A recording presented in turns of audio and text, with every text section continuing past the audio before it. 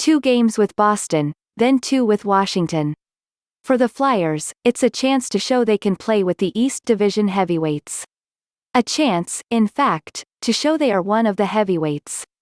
Well, after Wednesday's 4-3 overtime loss to the Bruins at the Wells Fargo Center, the Flyers look like they belong with the big boys, but they will not be happy with a late-game collapse that cost them a point. They blew a late 3-1 lead, and lost on a power play rebound by Patrice Bergeron 31 seconds into overtime. Bergeron also had 3 assists.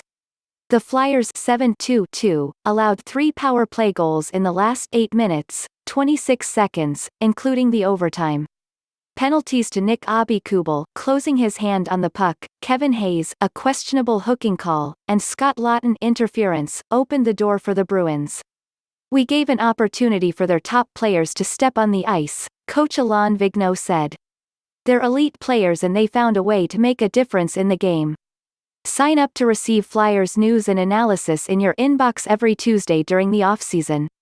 Especially David Pastrnak, who collected 4 points and took 11 shots, 3 on goal. Pasternak had a hat trick, including a power play goal with 14.9 seconds left in regulation to send the game into OT. The Flyers' 4-game winning streak was snapped. They were 0 for 2 on the power play, while the Bruins were 3 for 4. With 18:57 left in regulation, Travis Sanheim 2 assists, fired wide, but the puck went to Jake Voracek, stationed to the right, behind the goal line, and he knocked it into an open net, giving the Flyers their first lead of the night, 2-1. About 7.5 minutes later, Joel Farabee, coming off a hat trick against the Islanders, finished off a 2-on-1 with Laughton, increasing the lead to 3-1. Farabee is now tied with Hayes for the team lead with 6 goals. We clawed our way back, and you feel you're in real good shape, Vigneault said. But Boston 7-1-2, which finished with a 35-25 shots advantage, cut it to 3-2 on Pasternak's second goal of the night, a power play tally with 7:55 to go.